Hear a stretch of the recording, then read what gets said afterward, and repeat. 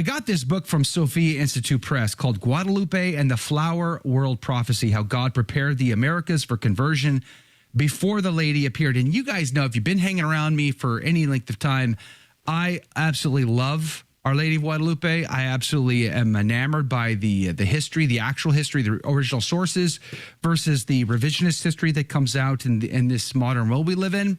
And my theory is, you guys have heard this before, my theory is, I believe Our Lady of Guadalupe plays a pivotal role in the end times.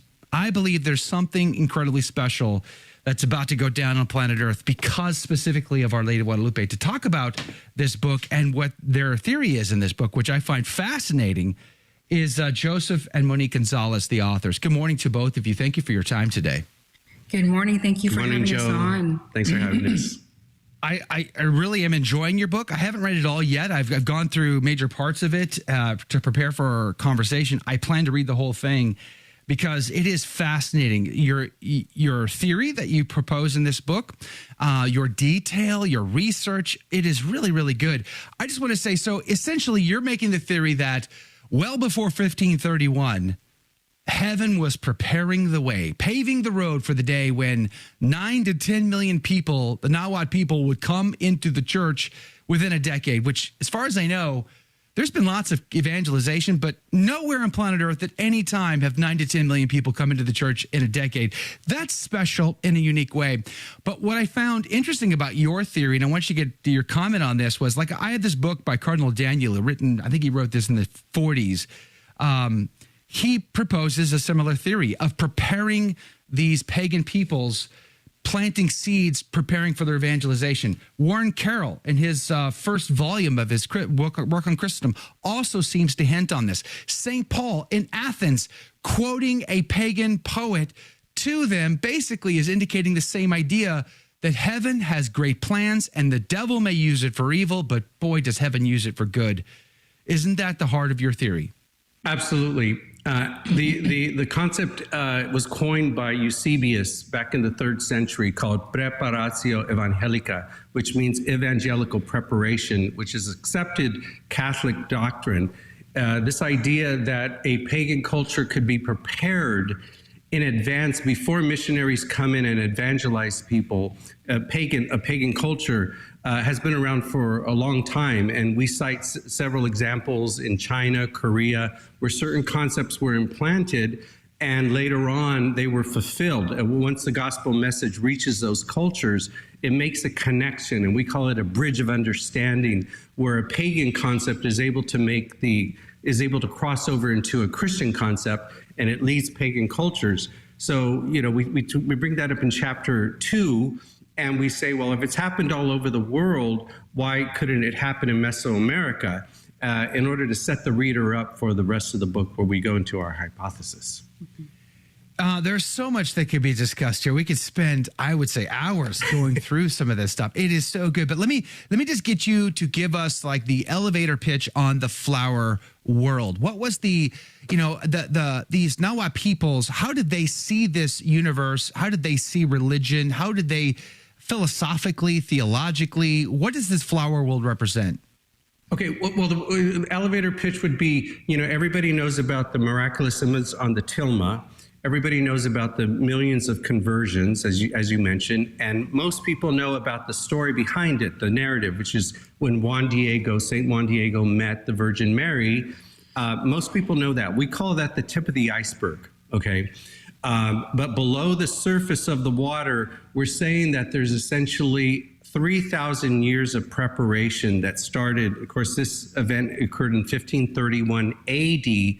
We say that in 1500 BC, that in what's called the Middle Formative Olmec period, the Olmec civilization was really the cradle of the civilization for the Americas, that God was already planting concepts and ideas. So beneath the surface of what is known about Guadalupe and the tilma and everything else are two major concepts, flower world and Nahuatl philosophy. Briefly, Monique will explain what flower world is. So Flower World, just to take people into this and how it's connected with Our Lady of Guadalupe, is that even from the very beginning of the Guadalupe narrative, Juan Diego himself identifies this place. And we find it in the very first couple of phrases that he uses. First, as he's traveling down southwards, he's 14 miles north of Mexico City, and he's traveling down to participate in the sacraments.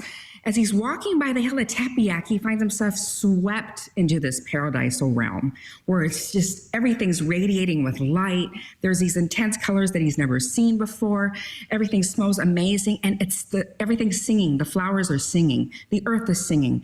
And upon hearing all of this and being in this place, he says, "Am I worthy of what I hear?" It's the very first thing he says, which is an unusual thing to say, and we'll talk a little bit more about that.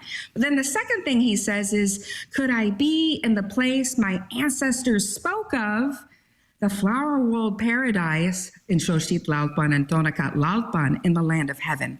So the moment he does this, he's tying himself to this ancient indigenous belief system in a floral solar paradisal realm that's outer-dimensional. Sorry, I know. I'm glad you tried it, not me. I found this utterly fascinating. Can I just kind of cut to the chase just a little? I want to interject just to kind of, because I think this is so critical and fascinating to me. It blows my mind. So Juan Diego, according to your theory, he basically says these things that to him have great significance, to the Nahuatl people have great significance, but to us 21st century Americans mean almost nothing. Like, you know what I mean? Like, there's so much level more detail underneath, and what her response is to him, Our Lady's response to him, is equally depth. It has such depth to the Nahuatl people versus to us, it almost means it's very little. That is significant because if he's recognizing what's in front of him, the Garden of Eden is when I was going through, I'm like, this is the Garden of Eden. Yes. They understood that. Us knuckleheads, we're lost here, but Juan Diego recognized the Garden of Eden. Would you say that's fair? Absolutely. See, so many of these things are glossed over in the story. We're saying that when Juan Diego says, "Could I be in the place our ancestors spoke of?" What is he referring to? And he says it in his native Nahuatl language. He names it in Xochitlalpan, in Tonacatlalpan, which roughly translates into the flower world paradise. But as we explain in the book, that phrase is loaded with meaning. It means actually the source of all creativity, all beauty, all creation. It's essentially kind of like Plato's idea where the ideal forms are. But not only that, I gotta ask. So he says he's not. Am I worthy to hear this? Am I worthy to see this? Am I worthy to be here? So in your book, you describe how it seemed like the vast majority of the Nahuatl people were not worthy to enter the flower world. Only the nobles, only the deserved people, and the God of near and far would make people worthy. But one of my questions is, if they weren't worthy to enter the flower world, where did they think they would end up when they died? Did they believe that most of them would end up in hell, for instance, or their version of hell, or some sort of purgatory? Or what was their belief in that if they didn't believe they were worthy to enter the flower world? Yeah.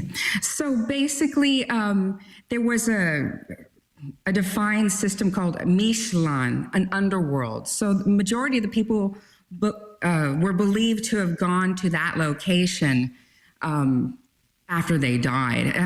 It was the previous belief system that you had to either die in battle or die in the midst of childbirth to be made worthy of this flower world paradise. And it comes from an ancestral narrative, actually. Right. Most of the people, in fact, they even refer to Masahual, which means either a commoner, or it also means somebody who's not worthy to go to the flower world paradise, essentially. But it comes from an ancient belief system, which is reflected in their song poetry. And just quickly, the song poems talk about wanting to gather flowers in your tilma in order so that you can present them to the lords and princes. But only certain people could go to this flower world paradise, a place that Juan Diego refers to. So the thing is that it essentially what the song poem is, in summary, is that the singer wants to go to this flowery world. He wants to gather the flowers, but he's not able to. And the reason why is because he's not worthy, because he's sinful, he's afflicted, and he's not worthy. But as you just said, it goes on in this narrative, in these song poems, where only the God of far and near can make one worthy to enter the flower of paradise. And spoiler alert, when Guadalupe appears, she says, I am the mother. She identifies herself in 5 different ways, but one of the ways specifically she says, I am the mother of the God of far and near. The same one in the earlier song poems is the God identified, or the attribute of the God of far and near, which can make you worthy to enter the flower of paradise. So that's just one example of how the backstory fills in to the Nahua people. They would have known what this would have meant, and this is what we provided in the book. I love this on so many levels. I've often said this about interpreting sacred scripture. When we look at the New Testament, we will often look at it from a 21st century Westerner's perspective, and we lose the detail. And, you know, I'm the most critical person on planet Earth about the song, Mary, Did You Know? And my answer is yes, absolutely. She knew, because she knew the prophecies like the back of her hand. And she knew when, like at the foot of the cross, when our Lord says, Eloi, Eloi, lama sabachthani, she knows what that means. She knows the full passage of Psalm 22, not just the first verse, the first line. She knows the entire progress of Psalm 22 like the back of her hand. She had to memorize when we have to go look it up every time.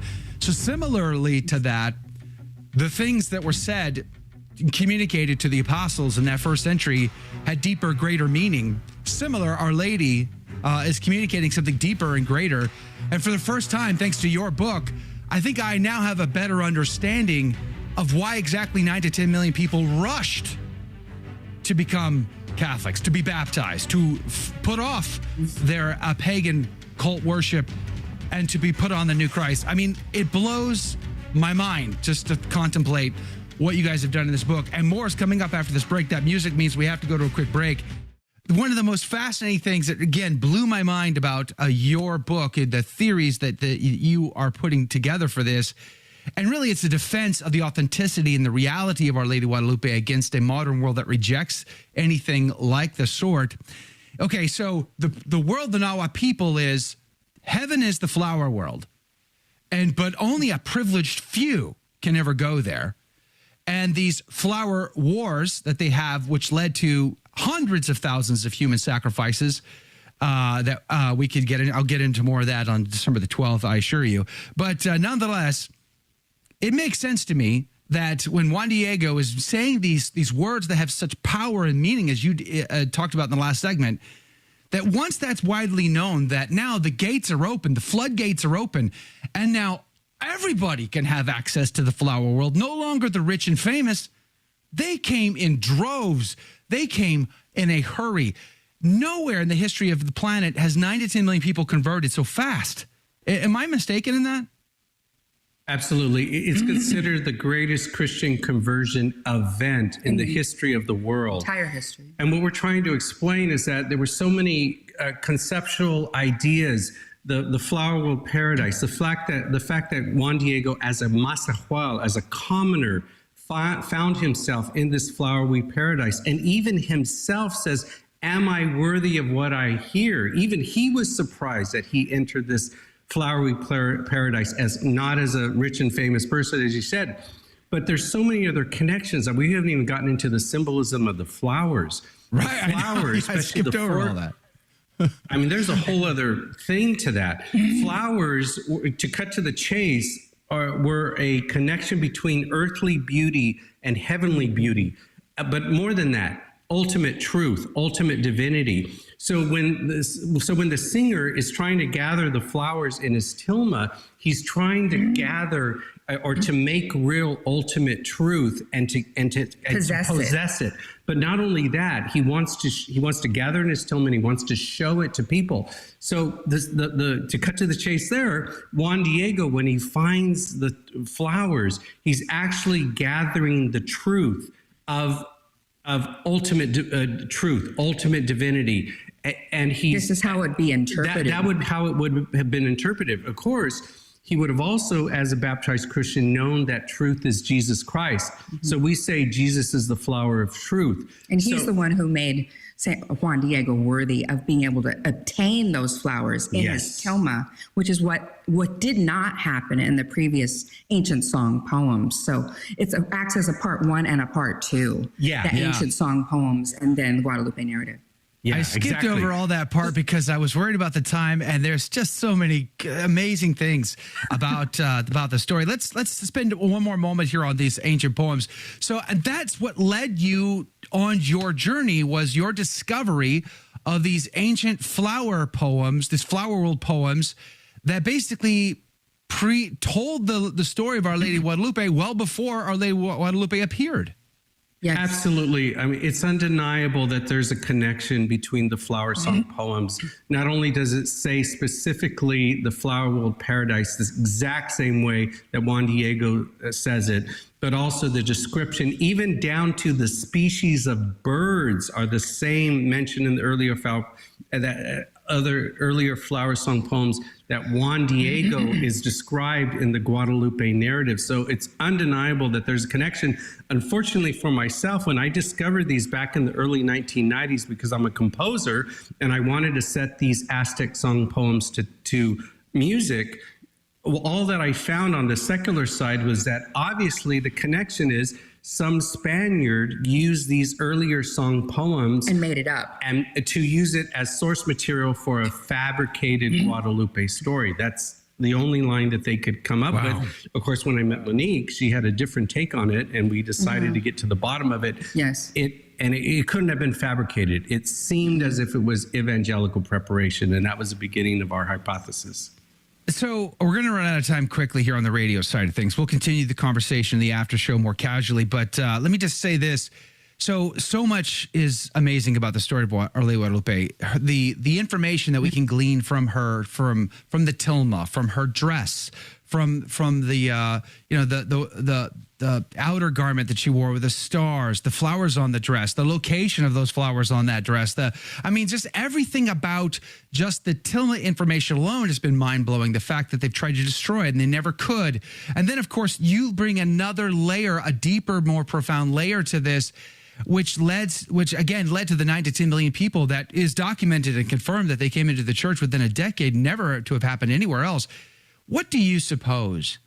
That's significant. What do you suppose is the plan of heaven to do this, especially given the light that Mexico today is a shadow of its former self, of this 16th century conversion experience?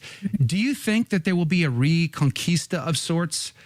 Because Our Lady of Guadalupe has a heart of a mom for these people, and she desired their salvation so deeply that she would be sent by her son to do this. Something special must be in the works.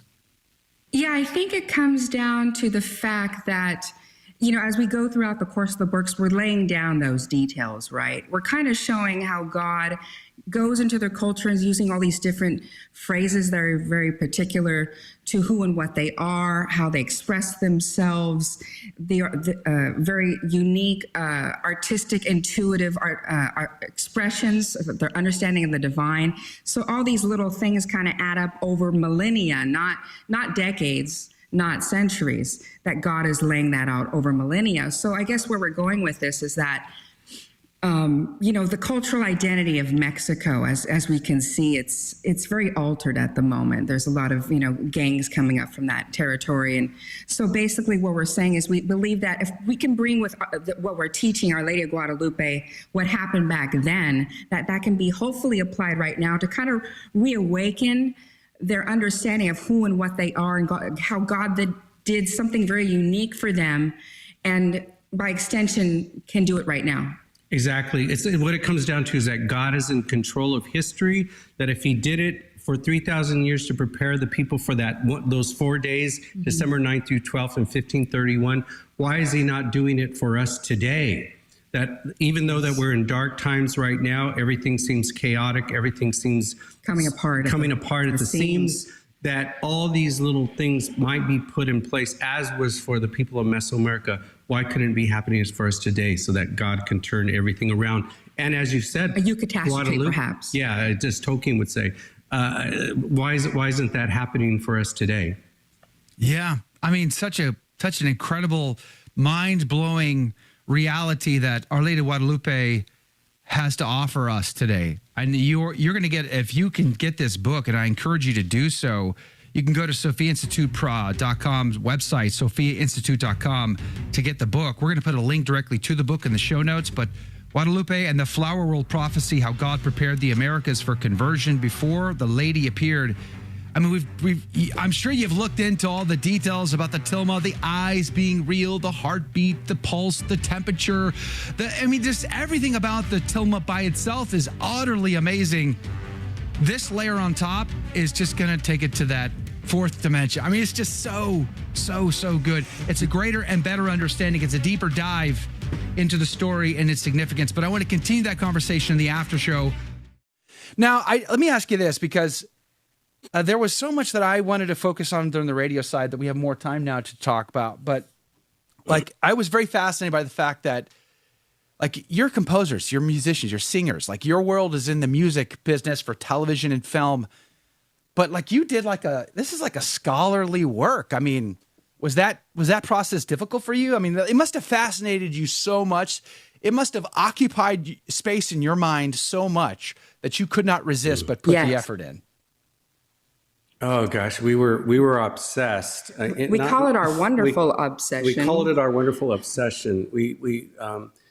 Monique and I met in 2009. She saw the poem. She was puzzled and actually disturbed by it, and especially by what the secular scholars said. And we vowed then, and we weren't even married yet, but we said, we got married in 2012, but we said, we're going to, any downtime that we have, we got to go to the original source, historical sources, and dig things out. And dig things out and get to the bottom of this. And we went to Mesoamerican conferences. We actually met a lot of the scholars that are really kind of the stars in this area. And we spent a lot of time figuring out original sources, which took forever, just because they're difficult to find. Oh, yeah, many of them are difficult to find.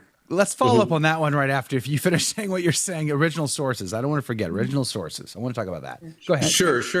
Essentially, I had to call my agent, my composer agent, up and say, don't call me until we finish this book, and nuked it. Essentially, nuked my composer career. No.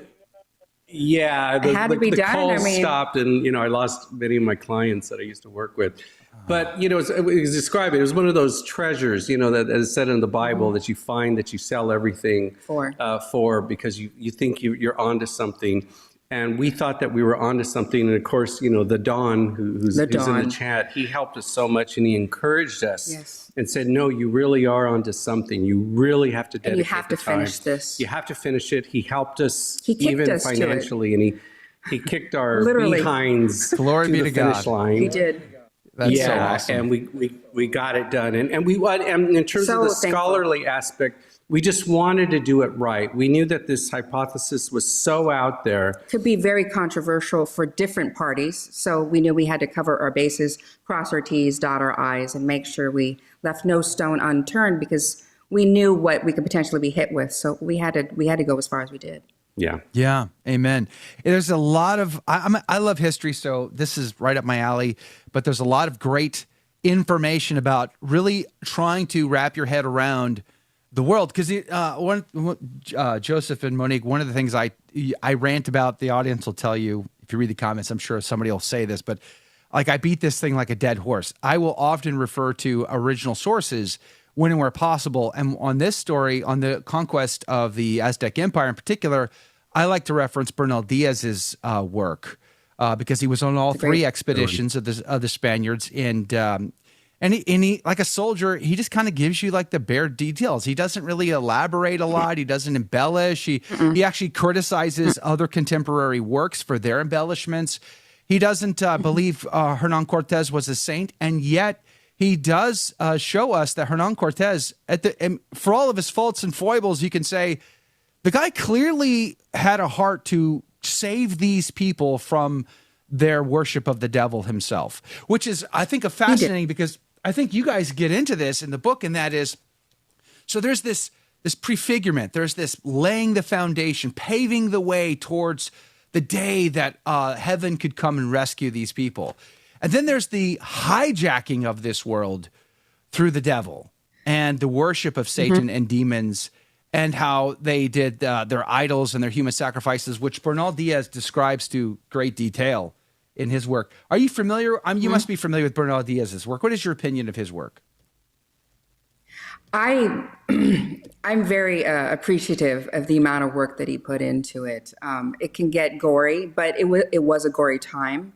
It was a gory culture. So just kind of take it for what it is. I mean, he was actually there. There are very few people who were in the midst of that, who put their words to paper. So that we have it at all is an absolute treasure. So right. And then there's a little bit of backstory that we could provide to that. You know, he was a Dominican. And the thing is that there was a little bit of rivalry, quite a bit of rivalry between the Dominicans and the Franciscans at the time. Yes. The Franciscans arrived first. A big one. And actually, on two sides of the corner was, Diaz, but on the other side, on the Franciscan side, is a friar named Friar Toribio de Benevente. He goes by Motolonia, which means the ragged one in Nahuatl. There's a lot of backstory to that. But equally, and actually a really wonderful book that Toribio de Motolonia wrote is called The History of the Indians of New Spain. And actually, that is the source book for where we know about the 5 to 10 million conversions. That's the original source history. Unfortunately, that book is really hard to find. There's only 500 copies that were made on the first printing. In English. Of the English translation. But so tracking it down is very difficult. It's equally beautiful to the Diaz book, because it talks about how they were trying to convert the indigenous, and when they were converted, how much they embraced Christianity, by burning their pagan idols right in front of them, but also the love that the Franciscans had for these people and what they did to try to bring the Christian faith to them, not forcefully. They did it by love. They did it by persuasion, which goes against the narrative that they were all forced. There was only 40 priests on the ground in that decade. So how can 40 priests force convert millions of people? Yeah. So I love when you talk about that, and how sad it was when we put a pause on their baptisms and people were desperate to be baptized and had to wait. Yeah. I mean, think about the confusion today. If someone comes to the church and says, I want to be baptized, I'm like, well, let's just see how this goes first. I mean, why don't you guys just pause that, hold up? I mean, how many people would just walk away from that and never come into the church? And these people, I mean, just the fact that they were like, no, we have to be baptized. Like, that is such an amazing thing to even comprehend. I wanted to talk about the original story of Our Lady of Guadalupe appearing to Juan Diego. You guys tell, I didn't know. I bet most people don't know. Like, where's the oldest copy? What's the original source for the actual events that happened on Tepeyac? And how did it almost escape humanity? Okay, Guadalupe appeared in 1531. In the 1600s, there were 4 different versions of the Guadalupe story. The first one was published in Spanish in 1648. The one that is the popular one that everybody refers to, and the one that we take apart in our book, is one by Father Luis Lasso de la Vega in 1649. It's the only one in Nahuatl. Yeah, that's the only one in Nahuatl. Then there's another one in 1666 and another one in 1688. Now, what's interesting about the 1649 Nahuatl version is there's a fragment that was actually written. Some scholars think it was either written between 1548 and 1556. So now, very close to the actual event. Correct. Exactly. That version is actually in the New York Public Library, and that's a long story how it ended up there.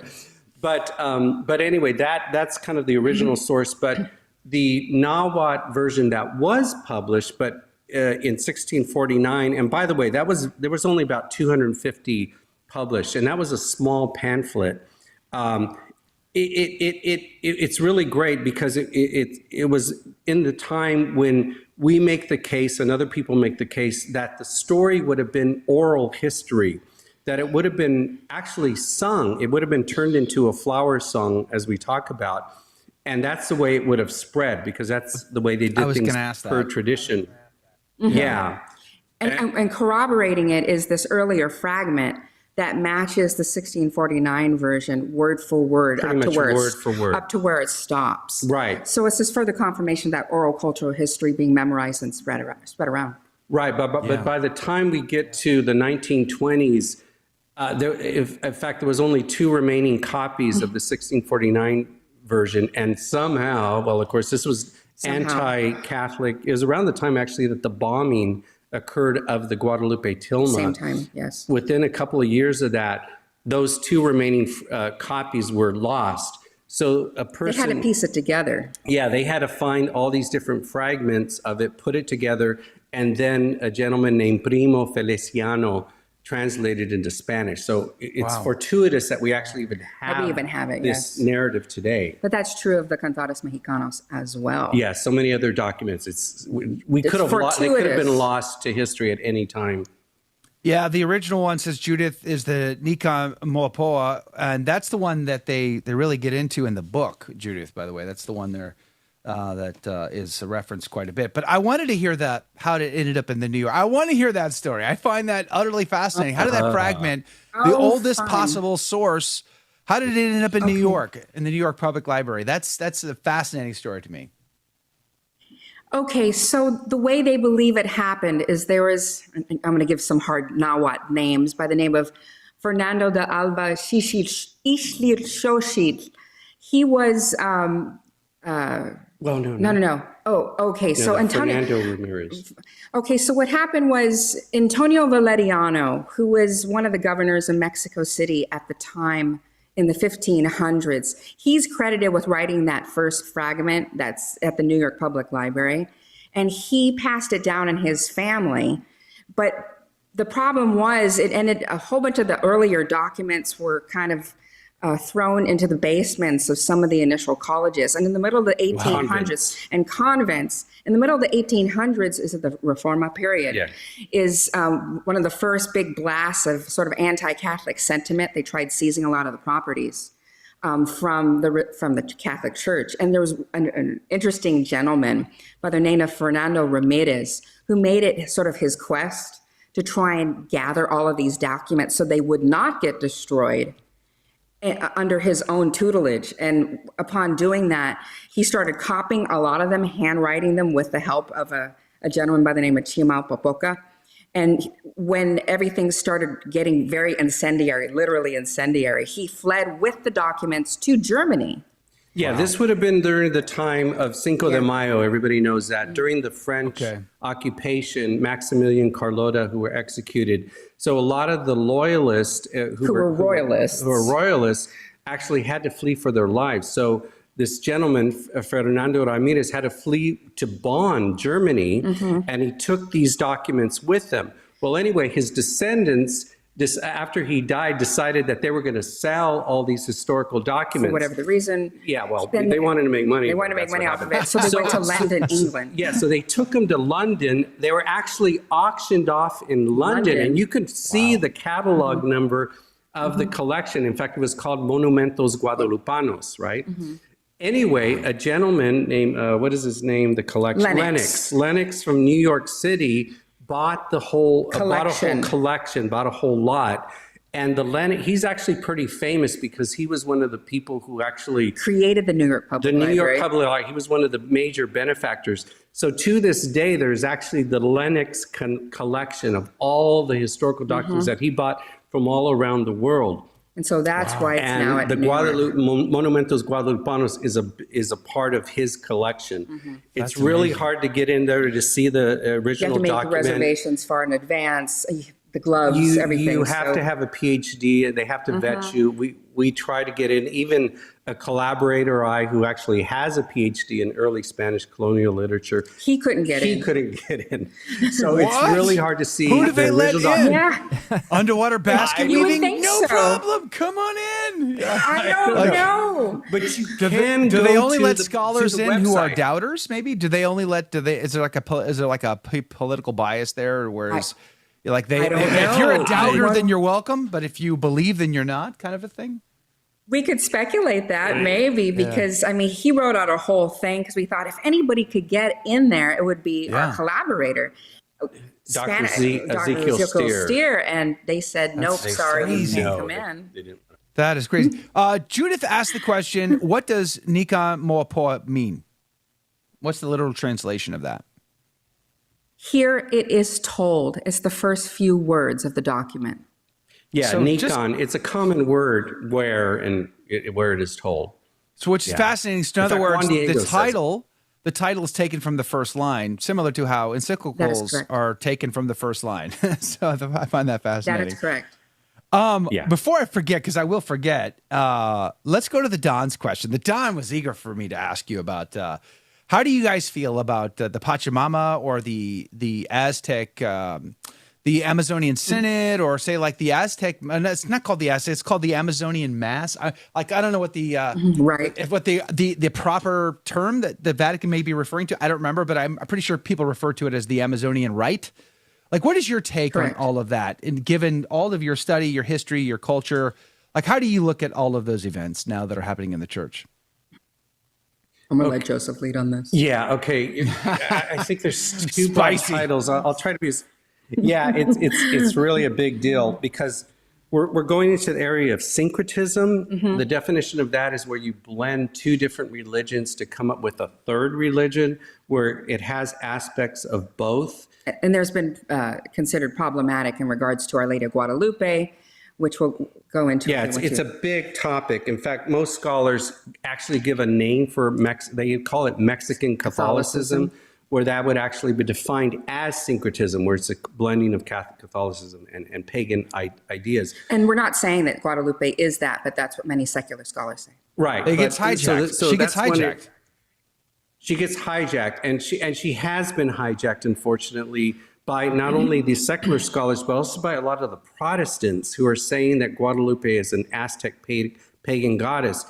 We go into detail in the book and we say it is not syncretism at all, and we give several reasons. Number one, in the account itself, she never refers to herself as an Aztec pagan goddess. She's always clearly saying, I am the mother of the one supreme God.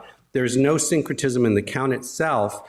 Number two, in our book, we're saying that pagan ideas were a bridge to lead people to the true Catholic faith. So getting to the Pachamama idea, unfortunately, what's happening is that it's blurring in people's minds. It's actually promoting this idea That you can blend. that you can blend things, that you can add, you can somehow Retain create pagan elements with Catholic elements, which is an impossibility. It has to be either one or the other, right? Right. Yes. And clearly what happened by the reaction of the indigenous when they were converting, they were forsaking their pagan idols. They were forsaking Their anything. properties, their slaves, their extra wives. They were doing everything possible to make themselves capable of living a Christian life and obtaining Christian baptism because they knew they had to give it up. And they actually seemed overly scrupulous because they were the priest would give them a penance and they say, no, Give me more. I need to, I'm really need to be worthy nowhere of this. by any American Catholic ever. No. Exactly. So That's nice and all, Father, but could I get some hair shirt action or something? I mean, like, nobody ever asks for more, but they are. it's Let that just sink in. like that. It's extreme. Yeah. Absolutely. So the thing is that number one, you don't want to blend religions to create syncretism. You don't want to stay And number the two, pagan you don't way. want to go back backwards. you don't want to go back to paganism. It's brutal. No, But it it's also- gory it and also- it's brutal. It's tragic in the way that it circumvents the whole rescue operation. Like to put the plan in place millennia prior 3 millennia prior to 1531, to begin to work towards their salvation that far in advance, only to say, well, let's just embrace this culture for what it is and sort of make it all fit. Like, that's to hijack the operation itself, which is like not acceptable in any way, shape, or form. I was very critical of the Pachamama incident. I continue to be very critical of it. And when anybody says, well, that's just Our Lady of Amazon, I don't think Our Lady would allow herself, let alone her divine child, would allow his mother to be presented in an immodest way. So I don't think it passes the smell test just at that level, let alone bigger, more compelling arguments that could be made. But here's the thing I would like to get you to comment on, because it breaks my heart. So I was raised in Texas, grew up in San Antonio, so not far from the border. I'm used to the culture of the immigrant peoples coming from Mexico. The immigrants mostly coming today aren't from Mexico; they're from other countries and places, parts of the world. But what I guess what makes me sad about it all is,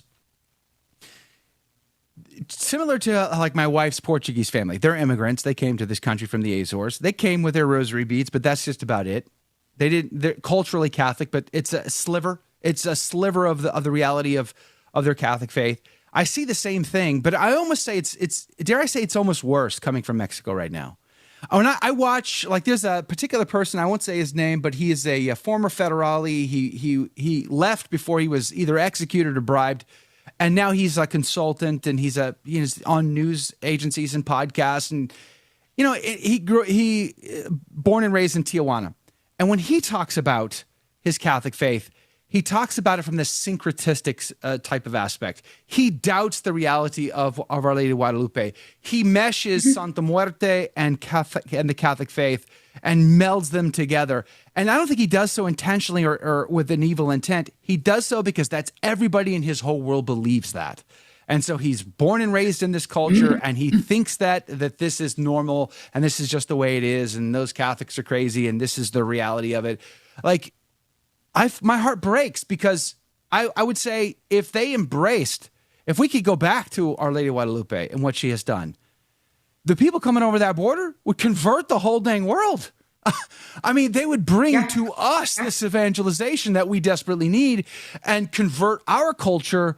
Instead, what happens, they don't convert our culture. Instead, they come across that border and they become just like the rest of us. We convert them and not the other way around, as I believe it's supposed to be intended. What would you say to that? Well, I'm going to set this up for Joseph, but I'm going to start by saying we hope that our book will help to provide a paradigm shift on who Mexican Americans or Mexicans believe they are, because I think, and Joseph, I've discussed this quite a bit, that what might be happening is, you have a lot of like the narcos who are believing that their identity is that of the Mexica god. So they're trying to retain their culture and think that by doing that, they're embracing, who and what they are. And we're kind of trying to hopefully stepping in and saying who the people of Mesoamerica are is something different, if you want to jump off from that. Right. So, it's very, very sad. The root of this misunderstanding is Guadalupe.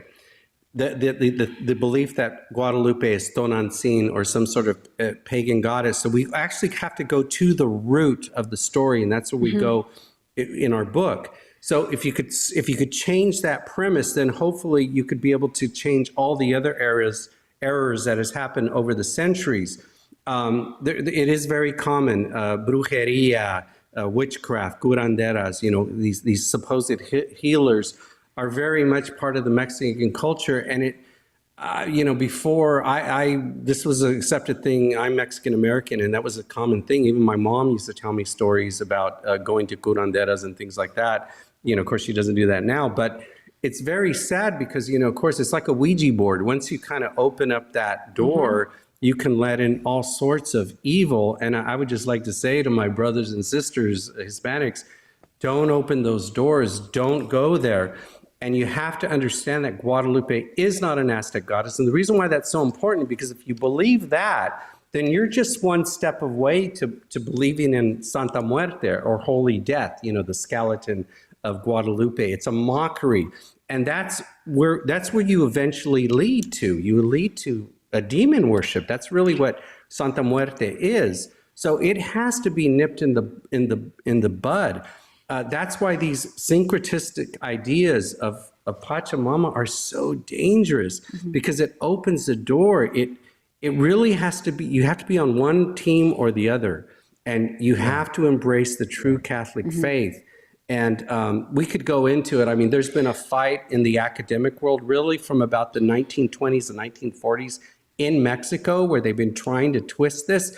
And unfortunately, our Protestants friends are just making it worse, because they are promulgating this idea, these syncretistic ideas. So I don't know, somehow it needs to stop. But once we could comment. Yeah, just to say, to circle back to like the premise of our book, which is that there was a foundational story that was undergirding all this. And it was this idea of wanting to be worthy of a flower world paradise so that you live with your creator forever. And that was the ancestral desire, the ancestral quest. So Juan Diego coming along and fulfilling that quest, it kind of caps off this multi-generational story that, it's just basically just to remind people, like, that's the focus, not Huitzilopochtli, not Quetzalcoatl, not Santa Muerte. It's the desire to live in flower world. So maybe we just need to reawaken that hunger for this paradisal realm. Right. That was one of the most mind-blowing parts of the whole thing to me, was just like, oh, because like before it would be like, okay, well, the Nahua people, they see the tilma and they go, oh, yeah, okay, this is like reading a book. I exactly know what that means, and this means, and the stars. Yes, I get that, and and I could see all of that before, but this opened my mind to like.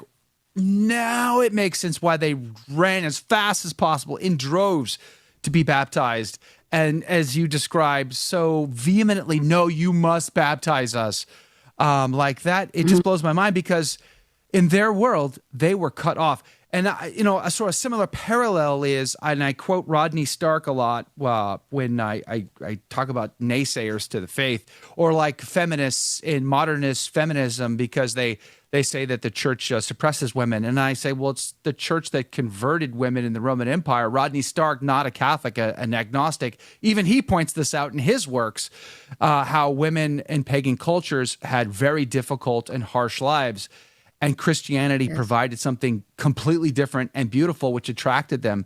And then they brought their husbands along with them, and it helped to convert the empire. So I see those parallels here, and it just blows my mind away to think about it. By the way, T-Storm asks us, what was the author of the other account that you mentioned? The one that was hard to find? I think it was was it a Franciscan work that you see said it's 500 copies and hard to get? What was the name on that one? Toribio de Benavente Motolinia. The translation is by Elizabeth Foster. It was published in 1958. It's hard to find that. It should be. You can find it at universities. So actually, University of Austin does have one copy. Just FYI. Really? Well, we were able to get one through Cal State, Los Angeles. Yeah, because that's closer we to know us. There's a copy there. But that's a beautiful, the history of the Indians of New Spain, La Historia de los Indios de la Nueva España in Spanish. Yeah. Actually, I think there's a PDF of the Spanish version online you might be able to find. But I think it's an archive.org, the Spanish version. How many, I know there's a general awareness, obviously there's a general awareness of Our Lady of Guadalupe in Mexico amongst Mexican peoples. Obviously they know of her and they have icons and imagery of her, but do they really know? Like how much do they really know about the story of Our Lady of Guadalupe? I mean, it's general, it's broad strokes, not everybody fits into that category, but just in general, what would you say is the level of knowledge and awareness of the actual events in the history of Our Lady of Guadalupe versus maybe cultural identity? We've lived in Mexico at different periods of time, and what we've encountered is that most people don't. Joseph can speak more to that. It's kind of, it's kind of relegated to the idea of myth and simplicity. That actually, a lot of people unfortunately think of Guadalupe and the narrative and everything is like a fairy tale for children, low information, this and that. Of course, in our book, what we say is that, the Nahua people, the Mexica, the Aztecs, everybody else, they were highly sophisticated people. It doesn't make sense. They were highly artistic. They had mandatory education. They were deeply philosophical. They believed in a transcendent reality that please learn your actual history. Don't buy what this line that it was a simple childlike kind of thing that happened.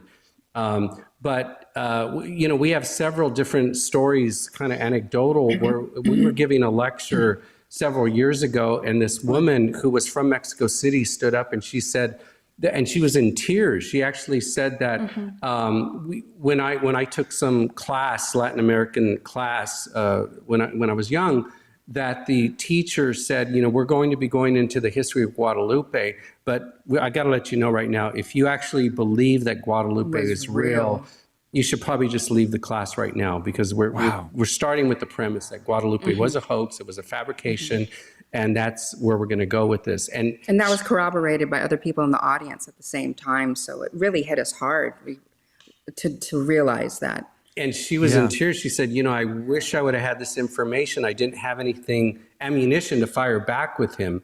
So she was really grateful for that. But that's really kind of the state of where it is in Mexico, and it's really unfortunate.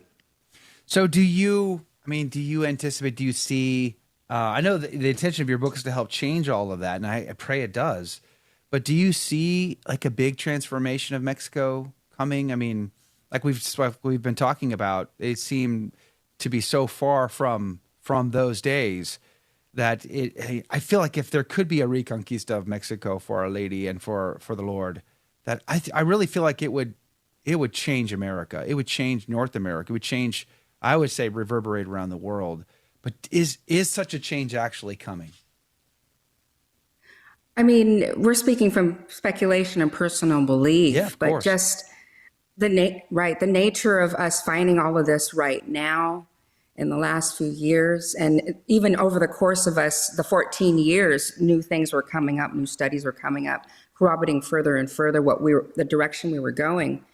It just leads us personally to think that absolutely Guadalupe and God is doing something to educate her children and to shed more light and reason, not just a sense of piety, something more grounded, not only for the people of Mexico, but everybody here in the Americas. So it's our personal belief that it's inevitable on some level, but we're just waiting to see it play out. And let me give you a little bit more information. The first full translation of these flower songs didn't happen until 1985. That's the expert in this area, Miguel Leon Portilla, didn't translate into Spanish all of them until 2011. Now, as I said before, so many of these historical documents, the way they survived to our time is really a miracle. What's very interesting is that a book was just published in 2019, or was it? 2017. Called Flower Worlds. Oh, Flower Worlds was 2021, actually. 2021. And that's a really great book, Flower Worlds, where it outlines the whole, what we're talking about, Flower World. A priest from Mexico City, he got his doctorate at the Pontifical University. Tying the ancient song poems with the Nika Mapoa. Yeah, he essentially just did, at the same time we were doing it, he was doing the same thing in his doctoral thesis. In 2021. He was making the case that you really can't understand the Nika Mapoa or the Guadalupe account unless you know these flower song poems. He just published that 2 years ago. So we know somewhere in Mexico we have an ally because he comes to the same conclusion. So it's very interesting that this is all kind of bubbling on the top right now. Another quick point, they just discovered a shaft under the pyramid of the plumed serpent, which is in Teotihuacan outside of Mexico City. And it's corroborating these flower world hypothesis. That was just 2014 and 2016. Wow. So this is all new. They found a flower-shaped shaft underneath the pyramid of the plumed serpent, which corroborates the flower world hypothesis. So these are all new things in the last few decades. Bridget brings up an interesting question since you guys are music people. How about the music on the tilma? So some people have taken the information from the tilma and found that it makes music. What have you guys listened to that, and what would be your opinion of it? Yeah, this is my area. I don't know. We haven't looked into it. I haven't studied it. It's fascinating. I'm not I have to quite say, I've sure. listened to it. It's fascinating. I don't know what to make of it, but it's fascinating. The Don says, "Poor Mexico, so far from God and so close to the United States," said ex-president Porfirio Diaz. I hope I said that correctly. I want. There was a point that I wanted to bring up, and I guess we have to wrap the whole thing up. I mean, you guys got to get the book if you haven't got it. It's just really, I couldn't recommend it enough. I can't wait to read the rest of it. Really, Guadalupe and the Flower World Prophecy. Thank you guys enough for your time. I really do appreciate it. Great book. Couldn't recommend it enough. It's been fun. Utterly fascinating to me to see. I'm a big typology guy. I'm a typology nerd. So, I saw that. This makes sense to me. This really. I mean, I grew up Protestant. So, in my world, the Church of Christ, old and new, although related, were kind of separated from each other and disconnected and disjointed in many ways in their theology. And it was it was Dr. Scott Hahn and who introduced me to typology. And once I learned of typology and how the old is leading to the new and the new is perfected from the old, and my brain just exploded in thinking and seeing these connections. And it's obvious that that's the case here. And of course it's obvious because God loves every single person on planet Earth, no matter where they're from. He loves them so much that he would send his only begotten son, born of a virgin, who could have said no, by the way, and then it would have been game over because there was no plan B. But she chose to say yes to save our souls. And he loves them so much that he would send his own mother to welcome them into the flower world, to Eden, back to paradise, where we're all welcome to go, but we have to choose to go. And would we be like the Nawa people and run, not walk, to receive those sacraments and to give up our pagan ways to receive this gift, this treasure found in a field? So what a great story. What a great work. God bless you, Joseph and Monique. Thank you so much. Amen, Have Joe. a great day. That was so much fun. Thank you so much. God bless you. God bless you. Have to have you Bye. back. We'll see you guys on Monday. Did you like that video? It's okay. You can admit it. It's perfectly fine. Hey, we cover the big stories of our day, from inside the church to outside the church to all points in between, and we do it from a Catholic perspective. It's called A Catholic Take. It's a radio program Monday through Friday. We live stream it right here on this channel, by the way, so make sure to subscribe, like, and share. We would be very grateful to you. And don't forget, you're going to want to watch this video right here because you don't want to miss anything.